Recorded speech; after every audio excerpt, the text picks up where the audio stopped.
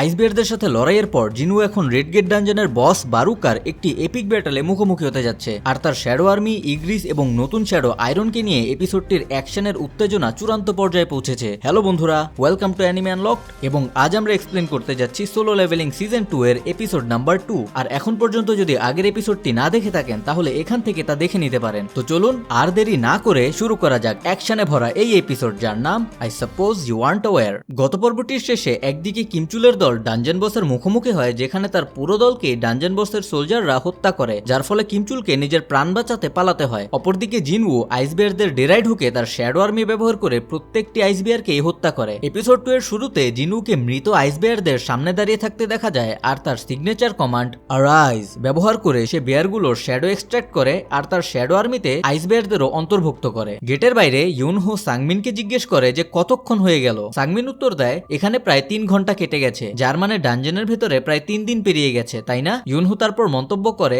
Red গেটের ভেতরের পরিস্থিতি বিশেষভাবেই কঠিন হওয়ার কথা। আর এটি শুনে ডংসু বলে, তাহলে সাংজিনবু সম্ভবত এতক্ষণে মারা গেছে এবং এখানে আসাকে নিজের সময়ের অপচয় বলে হাঁটতে শুরু করে। তারপর সে হঠাৎ থেমে যায় এবং বলে, না দাঁড়াও, সাংজিনবু তো হোয়াইট টাইগার গিল্ডের সদস্য না, তাই না? তাহলে সে তোমাদের স্ট্রাইক টিমে কি করছে? সাংমিন যার ভয়ে ভয়ে উত্তর দেয়, জিনু আমার পরিচিত এবং সে একটি সি র্যাঙ্ক ডানজন পর্যবেক্ষণ করতে চেয়েছিল, আর তাই আমি তাকে সঙ্গে নিয়ে এসেছি। ডংসু চলে যেতে থাকে, কিন্তু আচমকা ফিরে এসে সাংমিনের গলা চেপে ধরে আর বলে, তুমি কি সত্যিই ভাবছো আমি এতটা বোকা? এবার কি খুঁজে পেলে? তোমার তো সবসময় থেকেই নতুন আকর্ষণীয় কিছু খুঁজে বের করার ক্ষমতা আছে। আর ঠিক তখনই ইউনহু ডংসুর হাত ধরে বলে, ওয়াং ডংসু, তাকে ছেড়ে দাও। আর ডংসু বলে, তুমি কি সত্যিই আমাকে আদেশ দিতে চাও? তুমি কি ভেবেছো তুমি এই ছোট্ট পুকুরের মতো দেশে একটা বড় মাছ? আর এটা শুনে ইউনহু বলে, আরেকবার বলো দেখি। এবং তারা দুইজনেই পাওয়ার আপ করে, যা দেখে সাংমিন পিছিয়ে যায় এবং ভাবে যে এটা খারাপ হতে চলেছে। যদি তাদের এখনই থামানো না হয় তাহলে এখানে একটা এস র্যাঙ্কের ব্যাটল শুরু হয়ে যাবে। ডংসু তখন ইউনহোকে আবারও টন্ট করে এবং তারা লড়াইয়ের জন্য প্রস্তুত হয়ে যায়। জিনচুল এবং অন্যরা এটা দেখছিল,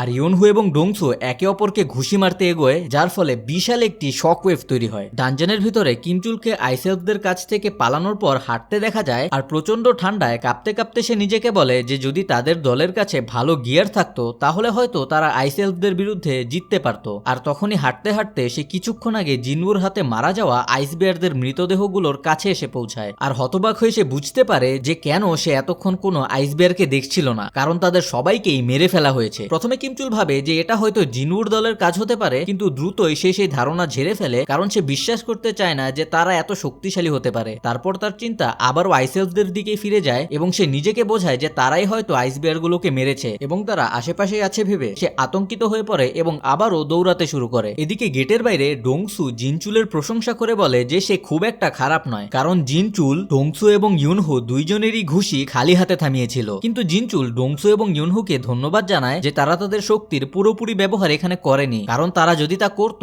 তাহলে জিনচুলের 2 হাতই ভেঙে যেত, যা সত্যি, কারণ জিনচুল একজন এ র্যাঙ্ক এবং ডংসু এবং ইউনহু দুইজনই টপ লেভেলের এস র্যাঙ্ক হান্টার। এরপর জিনচুল ডংসুকে বলে, আমি জানি না তুমি জিনুর প্রতি এত আগ্রহী কেন, কিন্তু আমি ব্যক্তিগতভাবে তাকে 2 মাস আগে মূল্যায়ন করেছি এবং সে এখনো ই র্যাঙ্ক, এবং সার্ভেলেন্স টিম তোমার ভাই হান্টার হোয়াং ডংসুকের মৃত্যুর কারণ ঘোষণা করেছে, যা ছিল একটি ম্যাজিক বিস্টের সাথে যুদ্ধে নিহত হওয়া। ডংসু এই কথা বিশ্বাস করে না এবং এটিকে সাধারণ মানুষের জন্য বানানো একটি গল্প এবং স্পষ্টতই মিথ্যা বলে উল্লেখ করে। ডংসু বলে, তাহলে আসল হত্যাকারী নিশ্চয়ই ইউজিন কনস্ট্রাকশনের সেই ধনী ছোট্ট বেয়াদবটি। যারপর জিনচুল জিজ্ঞেস করে, তুমি যদি তাই ভাবো তাহলে কেন তুমি জিনউর পিছনে লক্ষ্য করছো? আর তার স্বভাবসুলভ নিষ্ঠুরতার সঙ্গেই ডংসু উত্তর দেয়, এটা তো স্পষ্ট, আমি শুধু কাউকে মেরে ফেলার একটা বাহানা চাই। যারপর ডংসুর ফোনে একটি মেসেজ আসে এবং সে সেখান থেকে চলে যায়, আর জিনচুলও তার সঙ্গে যায়। এই মুহূর্তে সাংমিন মনে মনে ভাবে, হান্টার সাংয়ের ক্ষমতা আমার মতো কেউই বোঝে না, আমি নিশ্চিত সে বেঁচে থাকবে এবং সে ফিরে আসবে। এদিকে ডানজনের ভিতরে জিনুর টিম মেম্বাররা ক্যাম্পে বসে গল্প করছিল, আর কিমচুল তাদের দেখে রেগে যায়। সে ভাবছিল এদের মতো দুর্বল মানুষরা কিভাবে বেঁচে আছে। সে তাদের ঠান্ডা আবহাওয়ার গিয়ার এবং খাবারও লক্ষ্য করে, আর সে ভাবে তার দলের কাছ থেকে এই খাবার এবং গিয়ারগুলো লুকিয়ে রাখা হয়েছিল এবং সে এই বিষয়ে তাদের মুখোমুখি হওয়ার জন্য এগিয়ে যায়। সে চিৎকার করে বলতে বলতে তাদের দিকে এগোয়, আমার পুরো স্ট্রাইক টিম গিয়ারের অভাবে মারা গেছে, আর আমি জানতে চাই এই গিয়ার কে লুকিয়ে রেখেছিল। সে দোষ দেয় যে এই সরঞ্জামগুলো জমা রেখেছিল সেই তার বন্ধুদের মৃত্যুর জন্য দায়ী। তারপর সে হিজিনের দিকে এগোতে থাকে, কারণ তার ধারণা ছিল যে হিজিন আগে থেকেই গিয়ারগুলো সম্পর্কে জানতো এবং সে কারণে সে জিনুর দলে যোগ দিয়েছিল। এরপর সে তার তলোয়ার বের করে বলে যে কোনো সহযোগীকেও দোষী হিসেবে গণ্য করা হবে, এবং সে 3 পর্যন্ত গুনতে গুনতে স্বীকারোক্তি দাবি করে। যখন সে গোনা শুরু করে, হিজিন সঙ্গীকে রক্ষা করার জন্য তার অস্ত্র তুলে নেয়। এই সময় কিন্তু কিমচুল জানতো যে এই গিয়ারগুলো সম্ভবত জিনুর কাছেই ছিল, কিন্তু তারপরও সে বাকি সদস্যদের উপর হামলা করার সিদ্ধান্ত নেয়। কিন্তু যখন সে আক্রমণ করতে যাচ্ছিল, জিনু হঠাৎ করে পেছন থেকে এসে তার মাথায় আঘাত করে, যার ফলে সে অজ্ঞান হয়ে যায়। তারপর জিনু অজ্ঞান কিমচুলকেই বলে, তোমার বন্ধুদের মৃত্যুর জন্য তুমি ঠিক কাকে দায়ী করছো? তার টিম মেম্বাররা তাকে দেখে খুশি হয়, আর জিনু বলে যে কিমচুল বেশ কিছু বাড়তি ঝামেলা টেনে এনেছে। তারপর জিনু একটি খালি জায়গার দিকে ঘুরে বলে, তোমার স্টেলথ বন্ধ করো, তোমাদের অরা এতই শক্তিশালী যে তোমাদের প্রেজেন্স খুব সহজেই টের পাওয়া যায়। এরপর আইসেলভরা নিজেদের প্রকাশ করে, আর তাদের সঙ্গে ডানজন বস বারুকাও নিজেকে প্রকাশ করে। বারুকা বলে, ভাবতে পারো আমি কেমন অবাক হলাম যখন জানতে পারলাম যে তোমাদের মতো অপদার্থদের মধ্যেও কেউ জানে যে কি করতে হবে। জিনু বারুকার তাদের অপদার্থ বলে ডাকাটা পছন্দ করে না, আর যখন সে বারুকার উত্তর দেয় তখন জিনুর টিম মেম্বাররা শুধুমাত্র কিছু অদ্ভুত গুনগুন শুনতে পায়, যা তারা বোঝে না, কারণ ম্যাজিক বিস্টরা কিন্তু মানুষের ভাষায় কথা বলে না। আর এই সময় বারুকাও অবাক হয়ে যায় যে জিনু তাদের ভাষা কিভাবে বুঝতে পারছে। হিজিন জিনুকে জিজ্ঞেস করে যে কিভাবে সে ম্যাজিক বিস্টদের ভাষা বোঝে। এতে জিনু বুঝতে পারে যে সিস্টেমই এর জন্য দায়ী। বারুকা তারপর জিনুকে বলে, যদি তুমি আমাদের ভাষা বুঝতে পারো তাহলে সহজ করে বলি। তারপর সে তার এক সৈন্যের দিকে ইশারা করে বলে যে সৈন্যটি বারুকাকে বলেছিল যে মানুষগুলোর মধ্যে একজন খুবই শক্তিশালী আছে এবং সে তার সঙ্গে লড়াই করতে চায়। কিন্তু বারুকা তার কথা শেষ করার আগেই জিনু সে আইসেলভের মাথা কেটে ফেলে। এটি বারুকাকে জিনুর প্রতি আরো আগ্রহী করে তোলে, আর জিনু বারুকার দিকে তার ড্যাগার নিয়ে আক্রমণ করে দেয়। কিন্তু বারুকা সহজেই তার ড্যাগার দিয়ে জিনুর আক্রমণ ঠেকিয়ে দেয়, আর এতে জিনু বুঝতে পারে যে বারুকাকে হারানো সহজ হবে না। এখানে বারুকা মনে করে যে জিনু মানুষ নয় এবং সে বলে, বলো তো তুমি মানুষ নও, তাহলে কেন তুমি মানুষ সাজার ভান ধরছো? এটি জিনুকে বিভ্রান্ত করে, আর বারুকা বলে যে ম্যাজিক বিস্টরা তাদের মাথায় একটি কণ্ঠ শুনতে পায় যা তাদের যে কোনো মানুষকেই মারতে বলে, কিন্তু জিনুর ক্ষেত্রে তারা সেই কণ্ঠ শুনতে পাচ্ছে না। আর জিনুও ভাবতে শুরু করে যে বারুকার উল্লেখ করা কণ্ঠ তার কাছে যে সিস্টেম আছে সেই সিস্টেমের নির্দেশনার মতোই কিছু হতে পারে, আর সেই কণ্ঠটি জিনুকে আক্রমণ করতে না বলাটা সম্ভবত এই কারণেই যে জিনু সিস্টেমের একজন প্লেয়ার। বারুকা তারপর বলে যে তাদের লড়াইয়ের প্রয়োজন নেই, আর সে চায় যে বিষয়টি সহজভাবে সমাধান করতে, যেখানে জিনু বাকি মানুষগুলোকে তাদের হাতে তুলে দিবে এবং তারা জিনুকে একা ছেড়ে দিবে। জিনু তখন বারুকাকে জিজ্ঞেস করে, তুমি কে আর কেন মানুষদের সঙ্গে লড়াই করছো? বারুকা তখন উত্তর দিচ্ছিল, কিন্তু তখনই কিছু একটা গ্লিচের মতো ঘটে, আর বারুকা আবারও আগের কথাগুলোই বলতে শুরু করে। এইবার জিনু বারুকার প্রস্তাবটি প্রত্যাখ্যান করে দেয়। বারুকা বলে, তাহলে তুমি কি আমাদের শত্রু বানাতে চাও? দেখতেই পাচ্ছ সংখ্যায় কিন্তু আমরা বেশি। জিনু তখন বলে, তুমি কি এই ব্যাপারে নিশ্চিত? আর তার শ্যাডো আর্মিকে আবারও সামন করে, যা দেখে জিনুর দলের সদস্যরা একই সঙ্গে ভয়ে এবং বিস্ময়ে তাকিয়ে থাকে। কিন্তু হিজিন বুঝতে পারে যে এই সবই সম্ভবত জিনুই করেছে, যার পর বারুকা বলে, সময়টা একেবারেই অপচয় হবে। জিনু যার উত্তর দেয়, অপচয়? তুমি কি সত্যিই তাই ভাবো? তারপর দুইজনেই আক্রমণের সংকেত দিলে আইসেলফ এবং জিনুর শ্যাডো আর্মির মধ্যে একটি এপিক স্কেলের যুদ্ধ শুরু হয়, আর দুই দলই মুখোমুখি হয়ে একে অপরকে হত্যা করতে শুরু করে। আর তখন হিজিন সঙ্গি এবং অন্য হান্টারটিকে নিয়ে পালাতে থাকে এবং বলে যে এই ধরনের যুদ্ধে আমাদের কোনো সাহায্য করার ক্ষমতা নেই। আর তারা পালানোর সময় তিনজন আইসেলফ তীর নিয়ে তাদের দিকে লক্ষ্য করে এবং তাদের মধ্যে একজন তীর ছোড়ার সঙ্গে সঙ্গেই জিনু দ্রুত এসেই হাওয়া থেকে তীরটি ধরে ফেলে এবং এক মুহূর্তেই তিনজন আইসেলফকেই একসাথে কেটে ফেলে। এরপর জিনু ভাবতে থাকে যে বারুকা কেন এত আত্মবিশ্বাসী ছিল, কারণ জিনুর শ্যাডো সৈন্যরা অমর হলেও তাদের পুনর্জীবিত করতে ম্যাজিক পাওয়ার লাগে। যদিও জিনুর কাছে এখন অনেক পরিমাণে আছে, কিন্তু তা একসময় তো শেষ হয়ে যাবে। তার উপর বারুকা স্পষ্টতই জিনুর চেয়ে অনেক বেশি শক্তিশালী। যখন বারুকা আক্রমণ করে, জিনু ভাবে যে ইগ্রিসকে সঙ্গে নিয়েও যদি লড়াই করে তবুও তার জন্য এটি অনেক কঠিন হবে, আর সাধারণ সৈন্যরা যথেষ্ট হবে না, তার আরো শক্তিশালী কাউকেই প্রয়োজন। এবং তারপর জিনুর পেছনে কিমচুলের তলোয়ারটিকে দেখানো হয়। যারা মানহুয়া পড়েছেন তারা কিন্তু জানেন এখানে কি হতে চলেছে। যাই হোক, আমরা সামনে এগোই। বারুকা নিজেকে পরিচয় করিয়ে দেয় এবং জিনুর নাম জানতে চায়। জিনু তার অন্য ড্যাগারটিও বের করে বলে, সাং জিনুও। তারপর তাদের একটি ক্ল্যাশ হয় এবং বারুকা জিনুর ড্যাগারের উপর পা রাখে, আর জিনু বারুকাকে বিভ্রান্ত করার জন্য তার ড্যাগারটি ইনভেন্টরিতে রাখে এবং আবারও বের করে এনে তাকে আঘাত করতে চায়। কিন্তু বারুকা আক্রমণটি আটকে ফেলে এবং তারা দুইজনেই একে অপরের আরো কয়েকটি আঘাত এড়িয়ে চলে এবং বারুকা জিনুকে লাথি মেরে দূরে সরিয়ে দেয়। তারপর বারুকা বলে, এমন লড়াই আমি অনেক বছর ধরেই উপভোগ করিনি। ঠিক তখনই বিশাল একটি আগুনের গোলা বারুকার উপরে এসে পড়ে, যা জিনুর শ্যাডো মেজরাই পাঠিয়েছিল। এরপর কিমচুল জেগে ওঠে এবং বুঝতে পারে যে জিনুই তাকে আঘাত করেছিল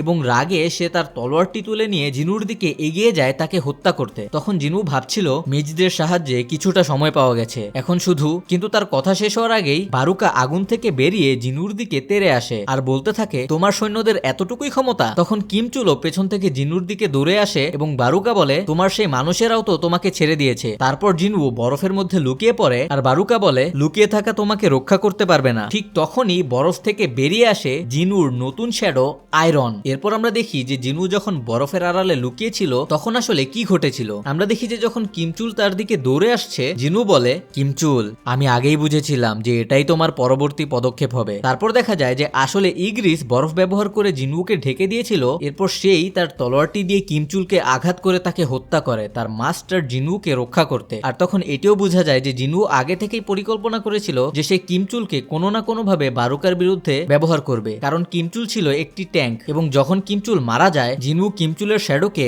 রাইজ বলে জাগিয়ে তোলে, আর জিনু তার নাম দেয় আয়রন। আয়রন বের হওয়ার সঙ্গে সঙ্গে বারুকার উপর আঘাত করে এবং তাকে দূরে ঠেলে দেয়। তারপর আয়রন তার টন্টিং স্কিল ব্যবহার করে, যা বারুকাকে প্রথমে তার উপর আক্রমণ করতে বাধ্য করে। যখন তারা মুখোমুখি হয়, বারুকা মন্তব্য করে যে আয়রনের এজিলিটি খুবই কম। এরপর আমরা জিনুর টিম মেম্বারদের লুকিয়ে থাকতে দেখি, আর সঙ্গী জিজ্ঞাসা করে যে হান্টারদের লড়াই কি সবসময় এরকম হয়। হিজিন যার উত্তর দেয়, তুমি কি সত্যিই ভাবো আমি হান্টার হতে পারতাম যদি এটা সবসময় হতো? আমি আগে কখনো এমন কিছুই দেখিনি। আয়রনের সঙ্গে লড়াই করার সময় বারুকা বলে যে আয়রনের সঙ্গে লড়াই করে সে তৃপ্তি পাচ্ছে না, আর সে জিনু এবং ইগ্রিসকেও তার মুখোমুখি হতে বলে, যা শুনে জিনু হাসে। আর তারপর জিনু এবং ইগ্রিসও এই যুদ্ধে ঝাঁপিয়ে পড়ে। বারুকা একসঙ্গেই দুইজনের সাথে লড়াই করতে থাকে। আর এদিকে আয়রন আবারও টন্ট স্কিল ব্যবহার করলে বারুকা লাফ দিয়ে আয়রনের দিকে আক্রমণ করতে যায়। আর এই সুযোগে ইগ্রিস পেছন থেকে বারুকাকে আঘাত করার চেষ্টা করে, কিন্তু বারুকা সহজেই তা এড়িয়ে যায়। তবে জিনুও তাকে আঘাত করতে সক্ষম হয়, কিন্তু এত চেষ্টার পরেও বারুকাকে তারা কোনো ধরনের মারাত্মক আঘাত দিতে পারে না। তারপর বারুকা বলে, তোমরা আমাকে কিন্তু অনেক হালকাভাবে নিচ্ছ। জিনু যার উত্তর দেয়, তুমি অবশ্যই শক্তিশালী, কিন্তু তোমার সৈন্যদের কি অবস্থা? আর তখন আমরা দেখতে পাই যে বারুকার সৈন্যদের জিনুর শ্যাডো আর্মি পুরোপুরি শেষ করে দিয়েছে, যাতে বারুকা রেগে যায় এবং বলে, আমার মনে হয় না তোমাকে ছাড়া তোমার সৈন্যরা কোনো কাজে আসবে। এরপর সে জিনুর দিকে একটি শক্তিশালী আক্রমণ চালায়, আর জিনু তার নাইট কিলার ড্যাগারটি ছুড়ে দেয়, যা বারুকা সহজে এড়িয়ে গিয়ে বলে, তোমার অস্ত্র ছুড়ে ফেলে দিচ্ছ বোকা। কিন্তু সে জানতো না যে জিনু তার ড্যাগারটি ফিরে আনতে পারে। আর জিনু যখন তা ফিরিয়ে আনে, বারুকা তা সময় মতো ঠিকই প্রতিরোধ করতে পারে, কিন্তু তার নিজের ড্যাগারটি এই প্রসেসে ভেঙে যায়। যার পর জিনু আয়রনকে ডাকে, আর আয়রন জিনুর পেছন থেকে বেরিয়ে এসে বারুকাকে শক্ত করে ধরে ফেলে। আর মেজরা তখন তাদের আগুনের বল ছোড়ে, যার পর এক রাগান্বিত বারুকা আয়রনকে টুকরো টুকরো করে কেটে ফেলে এবং বলে, তোমাদের এত বড় সাহস, আমি তোমাদের সবাইকে এখনই মেরে ফেলবো। কিন্তু ঠিক তখনই জিনু তার স্টেলথ স্কিল ব্যবহার করে বারুকার পেটে ছুরি ঢুকিয়ে দেয়, আর জিনু বলে, তুমি শেষ। বারুকা উত্তর দেয়, আমি না বলা পর্যন্ত কিছুই শেষ হয়নি। এরপর আয়রন আবারও বেরিয়ে আসে, এবং যখন জিনু চলে যাচ্ছিল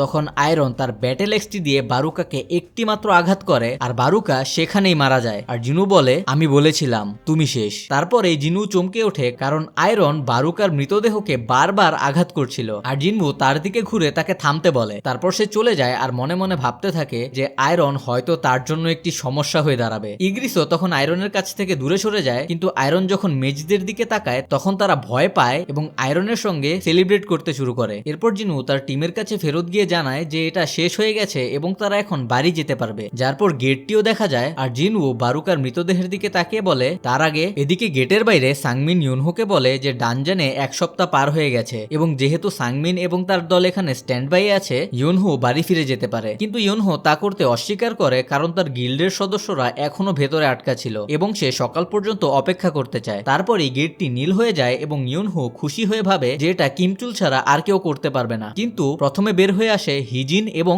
অন্য হান্টারটি। ইউনহো তারা ঠিক আছে দেখে খুশি হয় এবং অন্যদের সম্পর্কে জিজ্ঞেস করে। তারপর জিনু এবং সঙ্গই বেরিয়ে আসে এবং সাংমিন তাদের দেখে অনেক খুশি হয়, আর গেটটিও তাদের পেছনে বন্ধ হয়ে যায়, যা ইউনহোকে অবাক করে দেয়। ইউনহো ভাবে যে ভেতরে আসলে কি ঘটেছে, যে শুধু লোরেং হান্টাররাই ফিরে এসেছে। জিনু তারপর সঙ্গীকে বলে যে সে তাকে বাড়ি পৌঁছে দেবে, আর সে যাওয়ার সময় ইউনহো জিনুকে থামিয়ে বলে যে তার কিছু প্রশ্ন করার আছে। কিন্তু জিনু বলে সে ক্লান্ত এবং ইউনহোকে তার গিল্ড মেম্বারদেরই জিজ্ঞাসাবাদ করতে বলে, যা শুনে ইউনহো রেগে যায়, কারণ এটি তার দ্বারা কোনো অনুরোধ ছিল না। সে আবারও জিনুকে থামিয়ে বলে, আমার গিল্ড মেম্বারদের 6 জন সদস্য নিখোঁজ এবং কি ঘটেছে তা বের করার দায়িত্ব আমার। জিনু যার উত্তর দেয়, তা সত্য হতে পারে, কিন্তু আমি বেঁচে থাকা 2 সদস্যকে বাঁচিয়ে এনেছি, তাই প্রথমে কৃতজ্ঞতা দেখানোটাই কি আপনার দায়িত্ব না? যার পর ইউনহো নিজেকে শান্ত করে এবং জিনুর কাছে তার ব্যবহারের জন্য ক্ষমা চায়। যখন জিনু চলে যায়, ইউনহো হিজিনকে জিজ্ঞেস করে যে জিনু কি খুব একটা বন্ধুত্বপূর্ণ নয়। হিজিন বলে যে ব্যাপারটা এমন নয়। ডানজন বসকে হারানোর পরে হঠাৎ করেই জিনুর মেজাজ কেন জানি খারাপ হয়ে গেছে, এবং সাংমিনও বলে এটি ক্লান্তির কারণে হতে পারে, কারণ জিনু খারাপ লোক নয়। ইউনহো তারপর সাংমিনকে বলে যেভাবেই হোক জিনুকে তাদের গিল্ডে যোগ দিতে রাজি করাতে। যার পর ইউনহো চলে যায়, আর সাংমিন ভাবতে থাকে যে সে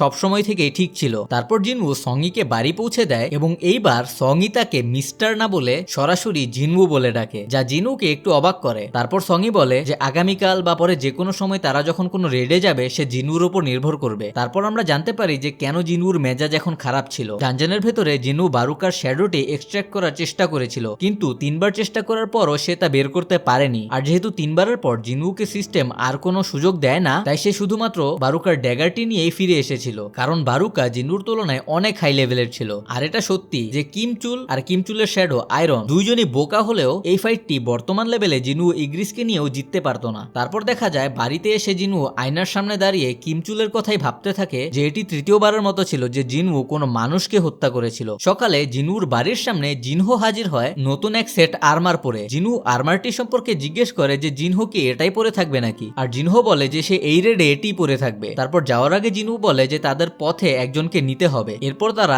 সঙ্গির বাড়ির সামনে থামে, আর গাড়িতে ওঠার পর সঙ্গি জিনুকে তার নাম ধরে ডাকে, যা জিনহোকে পুরো অবাক করে দেয়। এরপর সঙ্গি এবং জিনু গতরাতে তাদের অভিজ্ঞতা সম্পর্কে কথা বলতে থাকে, কিন্তু জিনহো যেহেতু জানে না যে সঙ্গি এবং জিনু একসাথে গতরাতে একটি ডানজনে ছিল, তাই তাদের কথাবার্তা শুনে জিনহো ভুল করে মনে করে যে জিনু এবং সঙ্গির মধ্যে কোনো সম্পর্ক আছে। আর তখন জিনহো জিনুকে বলে, বস সঙ্গি কিন্তু নাবালিকা। যা শুনে জিনু কনফিউজ হয়ে যায় এবং জিজ্ঞেস করে তো, যারপর জিনহো ভয়ে বিষয়টি বাদ দিয়ে দেয়। আর এর সাথেই দ্বিতীয় এপিসোডটি এখানেই শেষ হয়ে যায়। এখন রেড গেট স্টোরি আর্ক শেষ হওয়ার সঙ্গে প্রশ্ন ওঠে যে পরের এপিসোডে ঠিক কি ঘটতে চলেছে। যদি A1 স্টুডিও অ্যাডাপ্টেশনের ধারাটি প্রথম 2 এপিসোডের মতোই বজায় রাখতে চায়, তাহলে পরবর্তী এপিসোডটি সম্ভবত চ্যাপ্টার 56 থেকে 60 পর্যন্ত হতে পারে। আর যদি তাই হয় তাহলে আমরা হয়তো ডিমন ক্যাসেল আর্কের পুরোটাই সামনের এপিসোডে দেখতে পারি, এবং তাছাড়াও সাং ইল হোয়ানের ইন্ট্রোডাকশনও দেখতে পারি। আর এই সবকিছুই আমরা জানতে পারবো যখন নেক্সট উইক আগামী episode still a long way to go release হবে, যার ব্যাখ্যা আমরা যত দ্রুত সম্ভব অ্যানিমে আনলকডে নিয়ে আসবো। আর তা মিস করতে না চাইলে আমাদের চ্যানেল অ্যানিমে আনলকডকে সাবস্ক্রাইব করে বেল আইকন প্রেস করুন এবং আমাদের সাথেই থাকুন। আমরা খুব শীঘ্রই পরের পর্বটি আনতে চলেছি। আর ভিডিওটি ভালো লাগলে অবশ্যই লাইক,